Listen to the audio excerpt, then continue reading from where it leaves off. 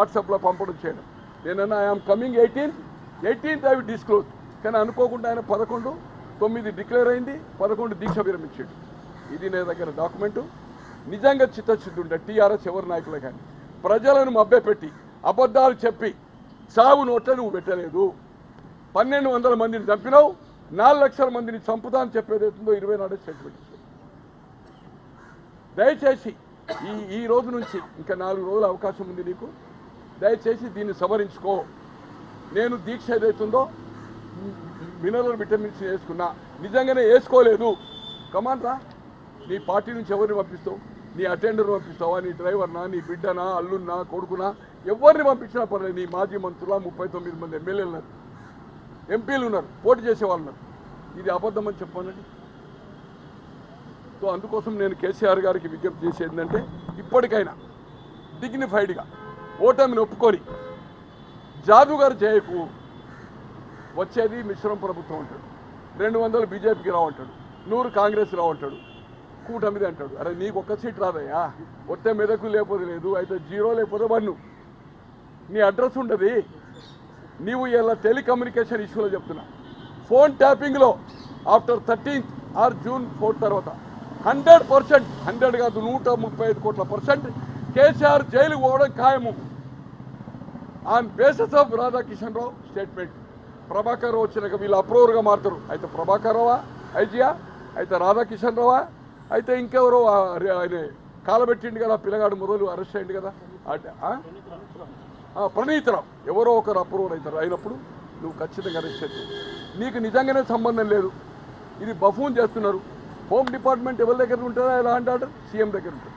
Home minister కేంద్రంలో ఇప్పుడు అమిత్ షా దగ్గర ఉండదు, మోడీ గారి దగ్గర ఉంటుంది. నిజంగానే నీకు సంబంధం లేదు అది డిపార్ట్మెంట్. నువ్వు ఓటుకు నోటు కేసు నువ్వే బ్రీఫ్ ఇచ్చినావు కదా 2015లో నువ్వే ఇచ్చినావు కదా. ఏమని ఇచ్చినావు?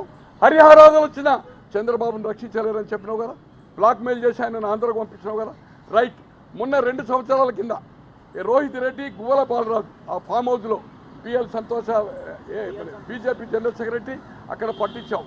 నీవే బ్రీఫ్ ఇచ్చావు కదా ప్రగతి భవన్లో. National channel, local channel, social media కొన్ని వందల మంది రిపోర్టర్లను పెంచి ఏదైతుందో ప్రగతి భవన్లో ప్రెస్ కాన్ఫరెన్స్ ఎందుకు చేసినావు? డిపార్ట్మెంట్ చేయాలి కదా, నీకు సంబంధం లేదు కదా.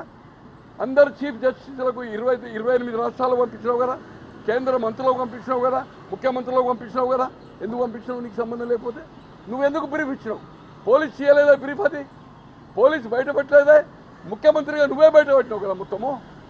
అందుకు ఖచ్చితంగా హెగ్డే 1988లో ఫోన్ ట్యాపింగ్లో సుబ్రహ్మణ్య స్వామి గారు ఈరోజు బతుకున్నారు. మాజీ మంత్రి, రాజ్యసభ, లోకసభ, గ్రేటర్ కైలాసంలో ఉంటారు. మీరు ఫోన్ ఇంటర్వ్యూ తీసుకోండి.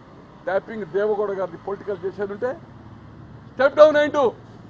50 మంది మీద ప్రాసిక్యూషన్ నడిచింది. తర్వాత సిబిఐకి ఇచ్చిండ్రు. ఆ కేసు ఏమైంది తెలియదు.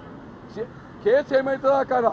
జైలుకు ఆయనే కాదు, హోమ్ సెక్రటరీ జైలుకి పోతాడు, డీజీపీ పోతాడు, డిఐజీ ఇంటెలిజెన్స్ పోతాడు. ఇప్పుడుండే వీళ్ళందరూ ఏదైతుందో ప్రభాకర్ రావు కూడా పోతాడు జైలు.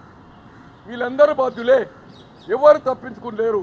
అందుకోసమే రేవంత్ రెడ్డి గారు చెప్తున్నాడు ఇవన్నీ రిపోర్ట్ ఉంది కనుకనే ఎలక్షన్ కనుక స్లో ప్రాసెస్. ఇంకా ప్రభాకర్ రావు మెయిన్ కల్పిట్ రావాలి కదా, మెయిన్ బాస్ రావాలి కదా.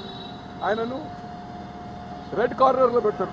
పెట్టి ఒక డెలిగేషన్ కోర్టు పర్మిషన్ తీసుకొని ఎక్స్టర్నల్ ఫైల్ పంపి ఒక టీం అమెరికా పోయి పట్టుకొస్తుంది.